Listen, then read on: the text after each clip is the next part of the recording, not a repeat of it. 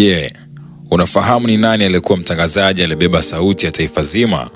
Sauti iliyosikika katika kila kona ya Tanzania na Afrika Mashariki, ikileta msisimko, habari za kweli na burudani isiyokuwa na kifani. Karibu jiunge nasi katika safari ya maisha ya Charles Hilary, nguli wa utangazaji aliyeacha alama isiyofutika katika tasnia ya habari na michezo. Katika dakika hizi chache zijazo, tutachunguza kwa kina maisha, kazi, mchango wa mtu aliyefanya historia kwa kuleta sauti ya mpira wa miguu na habari karibu na mioyo ya mamilioni ya Watanzania. Utajifunza siri za mafanikio yake, changamoto alizokumbana nazo na kwa nini jina lake linahifadhiwa kwa heshima kubwa hadi leo. Usikose, kwani hii ni hadithi ya mtu aliyeweza kuleta mabadiliko makubwa na kuhamasisha kizazi kizima cha wanahabari na mashabiki wa michezo. Bwana ametoa, jina lake lihimidiwe. Rest in peace, pumzika kwa amani ndugu yetu, faza yetu Charles Hilary, miongoni mwa watu ambao msiba wake umeumiza watu wengi sana. Naomba nitoe maelezo kumhusu Charles Hilary kwa ufupi.